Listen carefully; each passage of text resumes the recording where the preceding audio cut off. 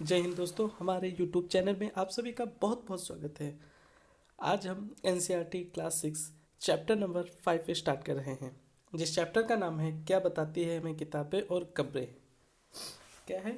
क्या बताती है हमें किताबें और कब्रें। किताबें और कब्रें। पुस्तकालय में मेरी पुस्तकालय में मेरी जैसे ही घंटी बजी, शिक्षक ने छात्रों को अपने साथ आने को कहा। जब घंटी बजती है तो शिक्षक ने कहा, छात्रों को अपने साथ आने को कहा था। आज वे पहली बार पुस्तकालय जा रहे थे, जिसे हम लाइब्रेरी कहते हैं।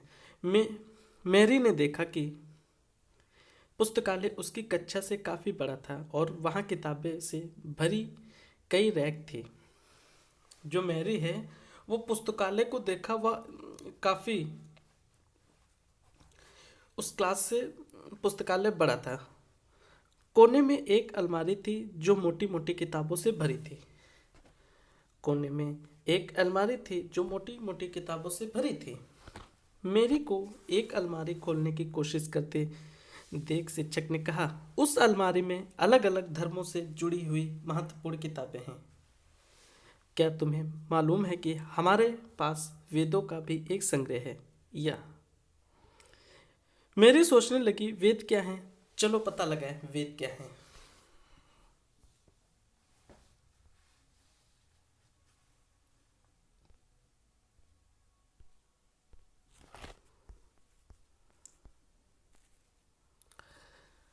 दुनिया के प्राचीनतम ग्रंथों में एक, जो वेद हैं तो दुनिया के प्राचीनतम ग्रंथों में एक है।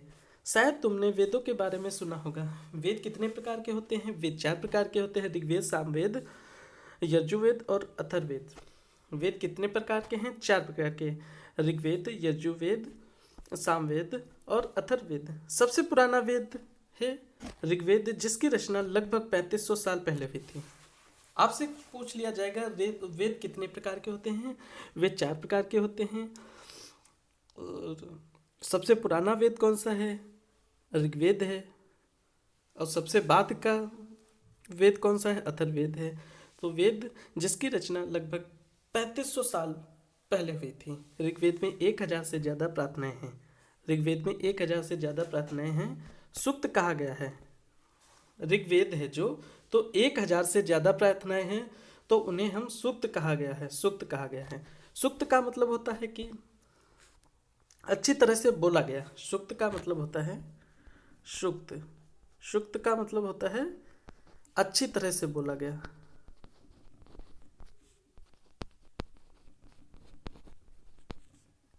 बोला गया है।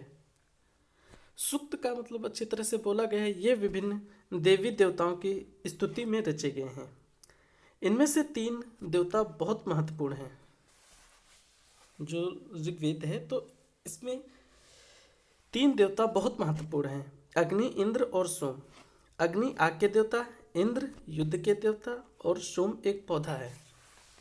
इंद्र युद्ध के देवता, अग्नि आग के देवता और सोम एक पौधा है, जिससे एक खास पेय बनाया जाता है। वैदिक प्रार्थनाओं की रचना ऋषियों ने की थी। वैदिक प्रार्थनाओं की रचना ऋषियों ने की थी। आचार्य विद्यार्थियों को इन्हें अक्षरों, शब्दों और वाक्यों में बांटकर स्वस्वर पाठ द्वारा कंठस्थ करवाते थे। क्वेश्चन पूछ लिया जाएगा, स्वस्वर पाठ किस वेद में लिखा गया है? तो ये ऋग्वेद में।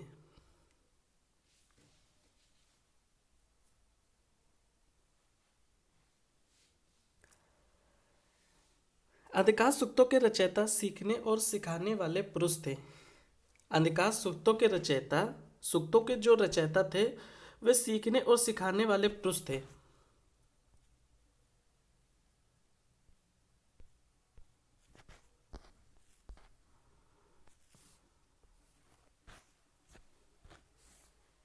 कुछ प्रार्थनाओं की रचना महिलाओं ने भी की थी। कुछ प्रार्थनाओं की रचना महिलाओं ने की थी। ऋग्वेद की भाषा प्राक संस्कृत या वैदिक संस्कृत कहलाती है। क्वेश्चन पूछ लिया जाएगा, ऋग्वेद की जो भाषा है उसे क्या कहते थे, संस्कृत या वैदिक संस्कृत कहलाती थी। तुम स्कूल में जो संस्कृत पढ़ती हो उससे यह भाषा थोड़ी भिन्न है।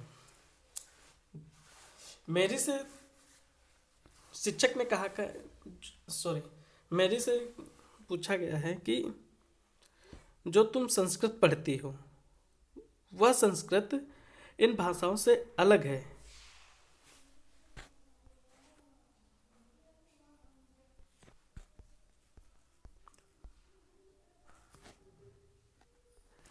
संस्कृत और अन्य भाषाएं, संस्कृत और अन्य भाषाएं। संस्कृत भाषा भारोपीय यानी कि भारत यूरोपीय, संस्कृत की जो भाषा है भारत और यूरोपीय है, भाषा परिवार का हिस्सा है। भारत की कई भाषाएं हैं, असमिया, गुजराती, कश्मीरी, सिंधी, एशियाई भाषा जैसे फारसी तथा यूरोप की बहुत सी भाषाएं जैसे अंग्रेजी, फारसी, जर्मन, यूनानी, इतालवी, स्पेनिश इत्यादि इसी परिवार से जुड़ी हुई है। उन्हें एक भाषा परिवार उन्हें एक भाषा परिवार इसलिए कहा जाता है क्योंकि आरंभ में उनमें कई शब्द एक जैसे थे। उदाहरण के लिए मात्र यानी कि संस्कृत, माँ हिंदी और मदर अंग्रेजी शब्द को देखा है। मात्र संस्कृत, माँ हिंदी और मदर अंग्रेजी शब्द को देखा है।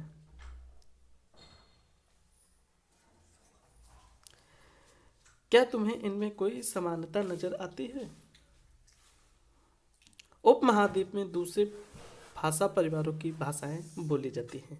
उदाहरण के लिए पूर्वोत्तर प्रदेशों में तिब्बत बर्मा परिवार की भाषाएं बोली जाती हैं। पूर्वोत्तर प्रदेश में तिब्बत बर्मा परिवार की भाषाएं बोली जाती हैं। तमिल, तेलुगु, कन्नड़ और मलयालम द्रविड़ भाषा परिवार की भाषाएं हैं, जबकि झारखंड और मध्य भारत के कई हिस्सों में बोली जाने वाली भाषाएं ऑस्ट्रो एशियाटिक परिवार से जुड़ी हैं।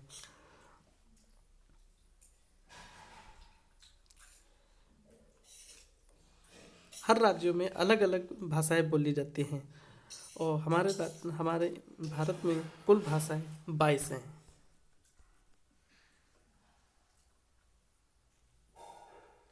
उन भाषाओं की सूची बनाओ जिनके बारे में तुमने सुना रखा है। उनके भाषा परिवारों को पहचानने की कोशिश करो।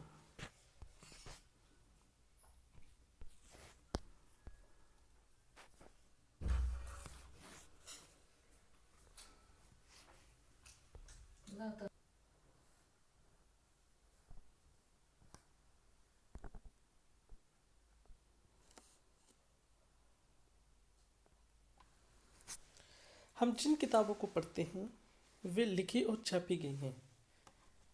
ऋग्वेद का उच्चारण किया जाता था और श्रवण किया जाता था, ना कि पढ़ा जाता था। ऋग्वेद का उच्चारण किया जाता था और श्रवण किया जाता था, ना कि पढ़ा जाता था। रचना के कई सदियों बाद पहली बार लिखा गया। इसे छापने का काम तो मुश्किल से 200 साल पहले हुआ था।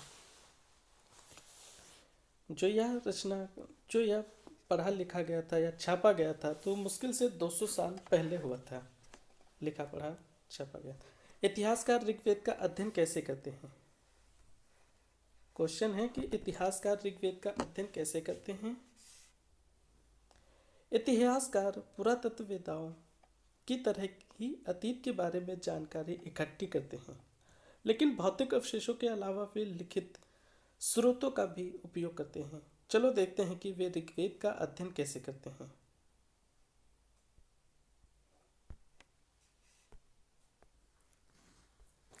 ऋग्वेद के कुछ सूक्त वार्तालाप के रूप में हैं। विश्वामित्र नामक ऋषि और देवियों के रूप में पूजित दो नदियां व्यास और सतलुज के बीच यह संवाद एक ऐसे सूक्त का अंश है। इसमें क्या कह रहा है? ऋग्वेद के कुछ सूक्त वार्तालाप के रूप में हैं। विश्वामित्र नामक ऋषि और देवियों के रूप में पूजित दो नदी हैं। कौन कौन सी नदी? व्यास और सतलुज के बीच के संवाद एक ऐसे ही सूक्त का अंश है।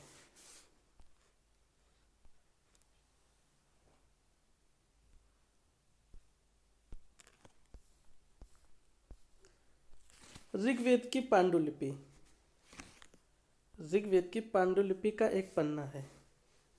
यह एक पन्ना ऋग्वेद की पांडुलिपि का यह एक पन्ना है। यह पन्ना भुर्ज वृक्ष की छाल पर लिखी यह पांडुलिपि कश्मीर में पाई गई थी। यह भुर्ज का जो पेड़ होता है उसके वृक्ष की छाल पर लिखी यह पांडुलिपि कश्मीर में पाई गई है। लगभग 150 वर्ष पहले ऋग्वेद को सबसे पहली बार छापने के लिए इसका उपयोग किया गया था। सबसे पहले 150 वर्ष पहले ऋग्वेद को सबसे पहली बार छापने के लिए इसका उपयोग किया गया था इस पन्ने का। इसी पांडुलिपि को देखकर अंग्रेजी अनुवाद तैयार हुआ है। यह पांडुलिपि पुणे महाराष्ट्र के एक पुस्तकालय में सुरक्षित है। कहाँ पे? पुणे और पुणे महाराष्ट्र के एक पुस्तकालय में सुरक्षित है।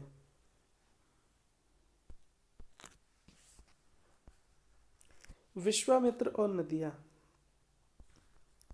चलिए आगे बढ़ते हैं। मवेशी, घोड़े और रथ।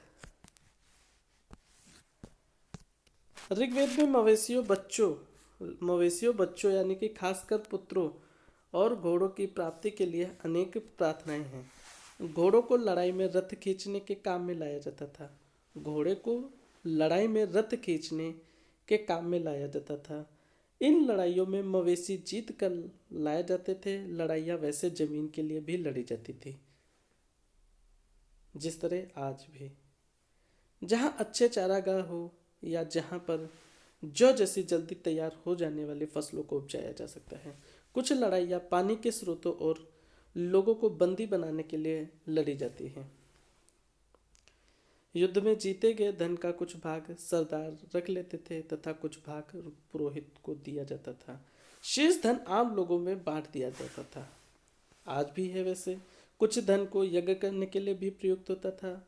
यज्ञ की आग में आहुति दी जाती थी। यह आहुतियाँ देवी देवताओं को दी जाती थी। घी, अनाज और कभी कभी जानवरों की भी आहुति दी जाती थी।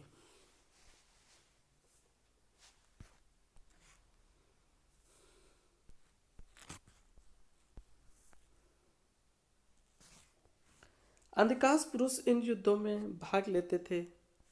कोई स्थायी सेना नहीं होती थी, लेकिन लोग सभा में मिलते जुलते थे और युद्ध व शीत के विषय में सलाह मशविरा करते थे। वहाँ ये ऐसे लोगों को अपना सरदार चुनते थे जो बहादुर और कुशल योद्धा हों। लोगों की विशेषताएं बताने वाले शस्त्र।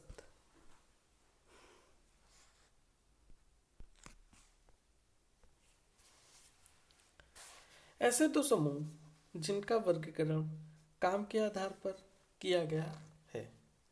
पुरोहित, जिन्हें कभी कभी ब्राह्मण कहा जाता था, तरह तरह के यज्ञ और अनुष्ठान करते थे।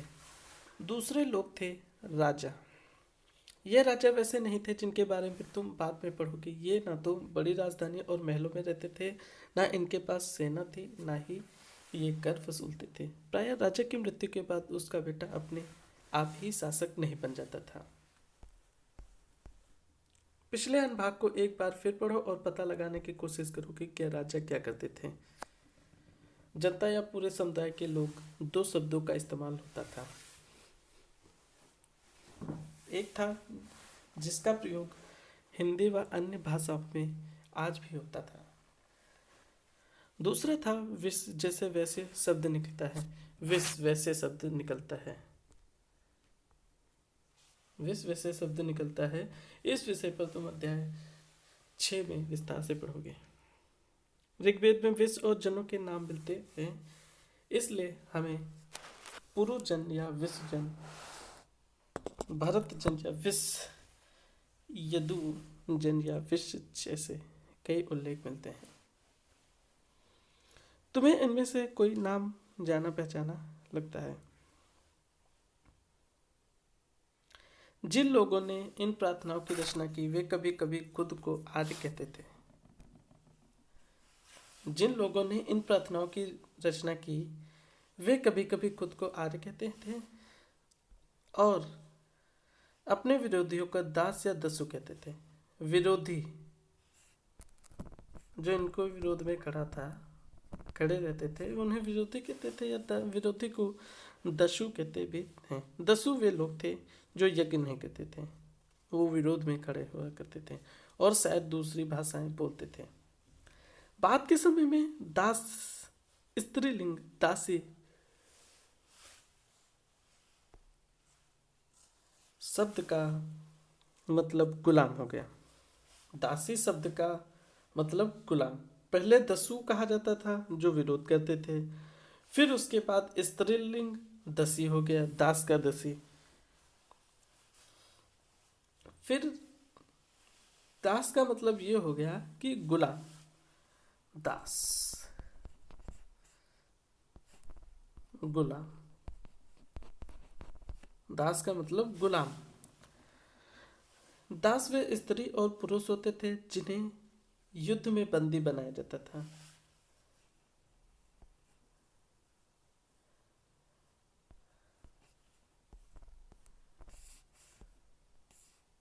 दास या दस्यु वे होते थे जिन्हें युद्ध में बंदी बनाया जाता था, उनके मालिक की जायदाद माना जाता था। जो भी काम मालिक चाहते थे वे उन्हें वह सब करना पड़ता था। जिस युग में महाद्वीप उपमहाद्वीप के उत्तर पश्चिम में ऋग्वेद की रचना हो रही थी और उसी समय दूसरी जगहों पर एक अलग तरह का विकास हो रहा था। देखो वहां क्या हो रहा था। खामोश प्रहरी, कहानी महापाषाणों की।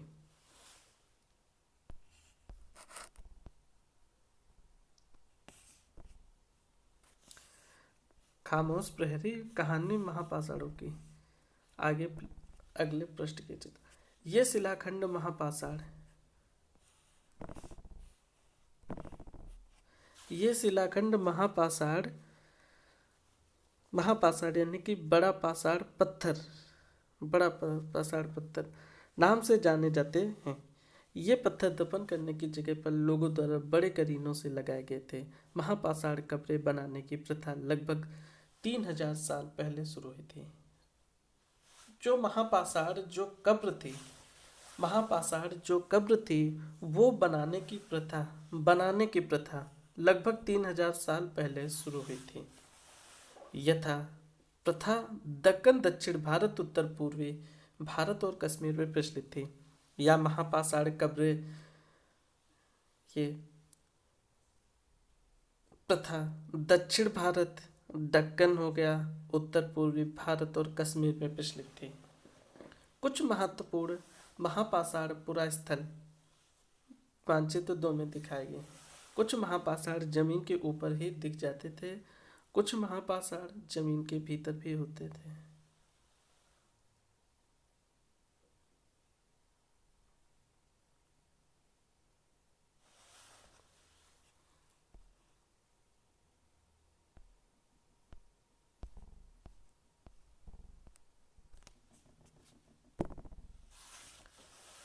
कई बार पुरातत्वविदों को गोलाकार सजाए हुए पत्थर मिलते हैं। ये देखिए गोलाकार, कई बार पुरातत्वविदों को गोलाकार सजाए हुए पत्थर मिलते हैं। कई बार अकेला खड़ा हुआ पत्थर मिलता है। ये एकमात्र प्रमाण हैं जो जमीन के नीचे कब्रों को दर्शाते हैं। महापाषाणों के निर्माण के लिए लोगों को कई तरह के काम करने पड़ते थे। हमने जो कार्यों की सूची बनाई है उन्हें क्रमबद्ध करो। गड्ढे खोदना, शिलाखंडों को ढोकर लाना,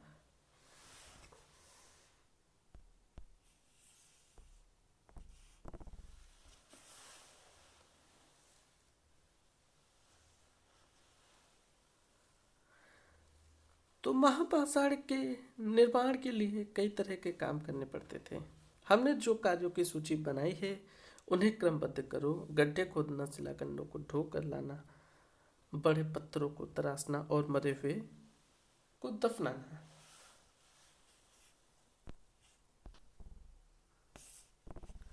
ऊपर इस तरह के महापाषाण को ताबूत, सावधान शिष्ट, सावधान शिष्ट, ताबूत शिष्ट कहा जाता है। इस तरह के महापाषाण को ताबूत, सावधान शिष्ट कहा जाता है।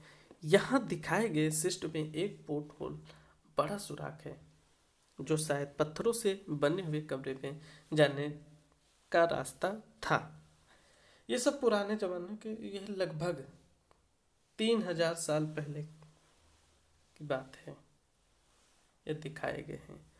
इन सब कब्रों में कुछ सामान्यताएं हैं। इन सब कब्रों में कुछ सामान्यताएं हैं। सामान्यतः मृतकों को खास किस्म के मिट्टी के बर्तनों के साथ दफनाया जाता था, जिन्हें काले लाल मिट्टी के बर्तन, ब्लैक एंड रेड वेयर के नाम से जाना जाता है।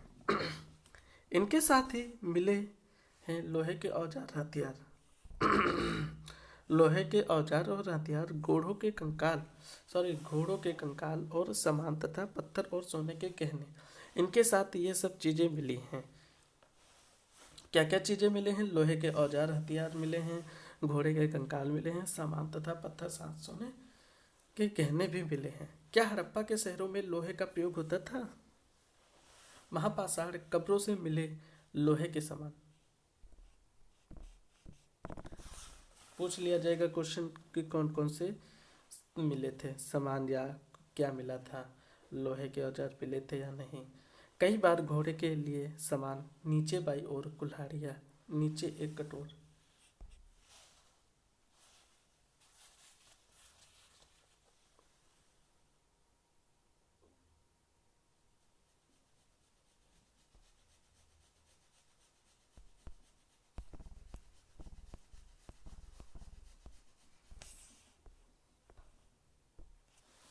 लोगों की सामाजिक असमानताओं के बारे में पता करना। पुरातत्वविदों यह मानते हैं कि कंकाल के साथ पाई गई चीजें मरे हुए व्यक्ति की ही रही होंगी। ये बात सही है।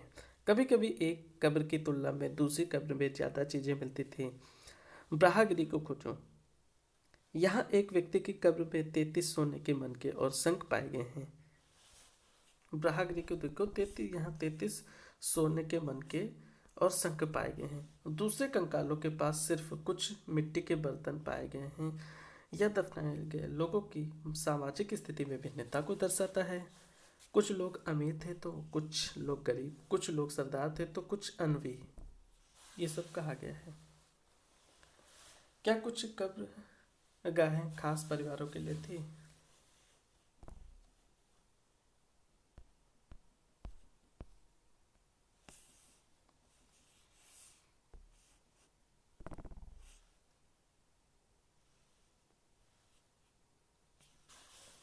कभी कभी महापाषाणों से एक कंकाल मिले हैं।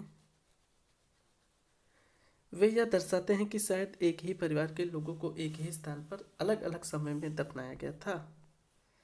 क्वेश्चन ये कह रहा है कि क्या कुछ खास सॉरी क्या कुछ कब्र गाहें खास परिवारों के लिए थी? हाँ, कभी कभी महापाषाणों में एक से अधिक कंकाल मिले हैं। एक से अधिक कंकाल मिले हैं कहाँ? महापाषाणों में वे यह दर्शाते हैं कि शायद एक ही परिवार में के लोगों को एक ही स्थान पर अलग अलग समय पर दफनाया गया था। बाद में मरने वालों लोगों को पोर्ट होल के रास्ते कब्रों में लाकर दफनाया जाता था। ऐसे स्थान पर गोलाकार लगाए गए पत्थर या चट्टान चिन्हों का काम करते थे, जहां लोग आवश्यकता अनुसार शवों को दफनाया दोबारा आ सकते थे।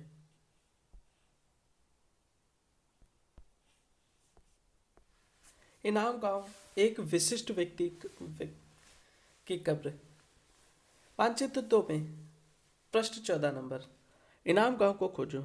यह भीमा की एक सहायक नदी घोड़े के किनारे एक जगह है। यह भीमा की सहायक नदी घोड़े के किनारे एक जगह है।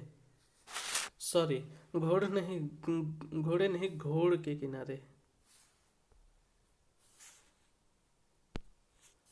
घोड़ के किनारे एक जगह है। कहाँ? भीमा की एक सहायक नदी, भीमा की सहायक नदी घोड़ के किनारे एक जगह है। इस जगह पर 3600 से 2700 साल पहले लोग रहते थे। किसके किनारे? भीम की सहायक नदी घोड़ के किनारे एक जगह है। इनाम गांव लगभग छत्तीस सौ से 2700 साल पहले लोग रहते थे। यहाँ वयस्क लोगों को प्रायः गड्ढे में सीधा लिटाकर दफनाया जाता था। उनका सिर उत्तर की ओर होता था। कई बार उन्हें घर के अंदर ही दफनाया जाता था। ऐसे बर्तन जिनमें शायद खाना पानी हो दफनाए गए सबके पास रख दिए जाते थे, और यहाँ पर लोगों को उनके साथ खाना पानी बर्तन ये सब दफना दिए जाते थे। एक आदमी को 5 कमरों वाले मकान के आंगन में 4 पैरों वाले मिट्टी के एक बड़े से संदूक में दफनाया गया था। बस्ती के बीच में बसा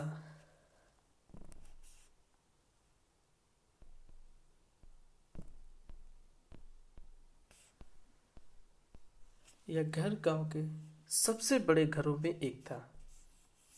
बस्ती में बसा यह घर गांव के सबसे बड़े घरों में एक था। इस घर में एक अनाज का गोदाम भी था। शव के पैर मुड़े हुए थे। क्या तुम्हें लगता है कि यह किसी सरदार का शव था? अपने जवाब का कारण बताओ। क्या बताते हैं कि हमें कंकालों के अध्ययन? आइए देखते हैं आगे। छोटे आकार के आधार पर एक बच्चे के कंकाल को आसानी से पहचाना जा सकता है, लेकिन एक बच्चे और बच्ची के कंकाल के बीच कोई बड़ा फर्क नहीं होता है। क्या यह पता लगा सकते हो कि कंकाल किसी पुरुष का था या स्त्री का? कभी कभी लोग कंकाल के साथ मिले सामानों के आधार पर इसका अंदाजा लगाते थे। उदाहरण के लिए, यदि कंकाल के साथ गहने मिलते हैं तो कई बार उसे महिला का कंकाल मान लिया जाता है, लेकिन ऐसी समझ की समस्या से बाहर है। अक्सर पुरुष भी आभूषण पहनते थे।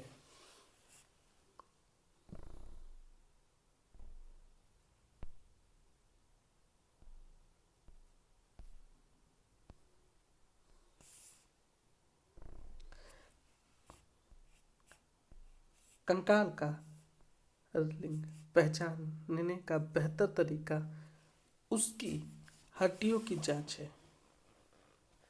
कंकाल का जो लिंग पहचानने का सबसे अच्छा तरीका है उसकी हड्डियों की जांच करना। चूंकि महिलाएं बच्चों को जन्म देती हैं, इसलिए उनका कटी प्रवेश या कूल्हा पुरुषों से ज्यादा बड़ा होता है। ये समझ कंकालों के आधुनिक अध्ययन पर आधारित है। आज से लगभग 2000 साल पहले चरक नाम के एक प्रसिद्ध वैद्य हुए थे। कितने साल पहले? 2000 साल पहले एक चरक नाम के प्रसिद्ध वैद्य हुए थे, जिसे हम डॉक्टर कहते हैं। उन्होंने चिकित्सा शास्त्र पर चरक संहिता नाम की किताब लिखी।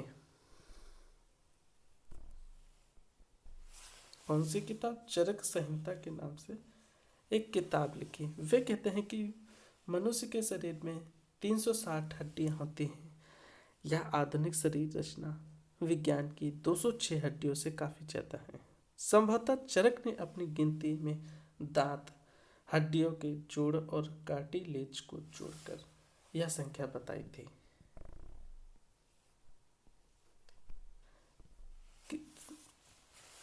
जो उस समय के चरक वैद्य हुआ करते थे, यह लगभग 2000 साल पहले। चरक कहते हैं कि मनुष्य के शरीर में 360 हड्डियां होती हैं।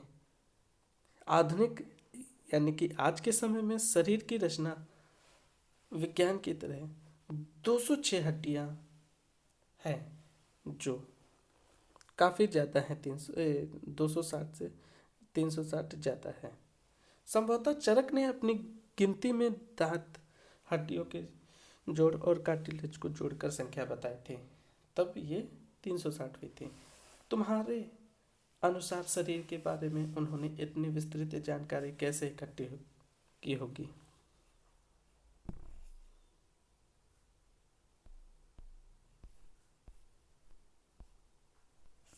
इनाम गांव के लोगों के काम धंधे। उनका काम और धंधा क्या था? इनाम गांव में पुरातत्वविदों को गेहूं, जौ, चावल, दाल, बजरा, मटर और तिल के बीज मिले हैं। कौन कौन से मिले हैं? पुरातत्वविदों को गेहूं, जौ, चावल, दाल, बजरा, मटर और तिल के बीज मिले हैं। कई जानवरों की हड्डियां भी मिली हैं। कई हड्डियों पर काटने के निशान से यह अंदाजा होता है कि लोग इन्हें खाते होंगे। गाय, बैल, भैंस, बकरी, कुत्ता, घोड़ा, गधा, सुअर और सांभर, चितकबरा, हिरण, कृष्णमृग, खरहा, नेवला, चिड़िया, घड़ियाल, कछुआ, केकड़ा और मछली की हड्डियां भी पाई गई हैं। ऐसे साक्ष्य मिले हैं कि बेर, आंवला, जामुन, खजूर और कई तरह की रसभरियां एकत्रित की जाती थी। ये सब चीजें मिली हैं कहाँ पे? इनाम गांव के पास।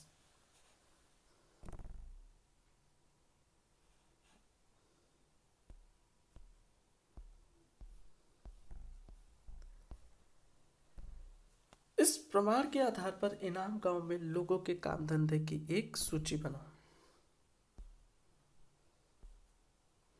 अन्यंत्र अन्यंत्र एटलस में चीन को देखो। लगभग 3500 साल पहले हम यहाँ के लेखन कला के सबसे पुराने उदाहरण पाते हैं। या जानवरों की हड्डियों पर लिखा गया था। इन्हें भविष्यवाणी करने वाली हड्डियां कहा जाता है, क्योंकि यह मान्यता थी कि वे भविष्य बताती है। राजा लोग लिपिकारों से इन हड्डियों पर सवाल लिखवाते थे। क्या वे युद्ध जीतेंगे? क्या फसलें अच्छी होंगी? क्या उन्हें पुत्र होंगे? फिर इन हड्डियों को आग में डाल दिया जाता था, जहां इनमें गर्मी से चटक कर दरारें पड़ जाती थी। भविष्यता इन दरारों को बड़े ध्यान से देखकर भविष्यवाणी करने की कोशिश करते थे, जैसा शायद तुम भी सोच रही होगी। वे भविष्यवक्ता कभी कभी गलती भी करते थे। ये राजा शहरों में महल बनाकर रहते थे। उन्होंने बेशुमार दौलत इकट्ठा कर ली थी, जिनमें बड़े बड़े नक्काशी किए हुए कांसे के बर्तन शामिल थे, लेकिन वे लोहे के इस्तेमाल करना नहीं जानते थे। ऋग्वेद के राजा और इन राजाओं के बीच कोई एक फर्क बताओ।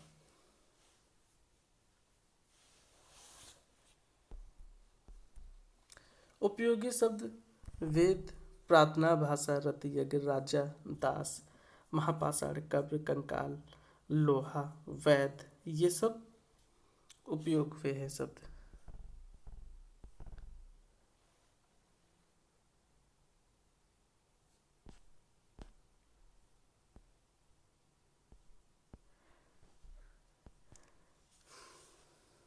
ये सब क्वेश्चन आंसर आपको टेलीग्राम चैनल पर मिल जाएंगे।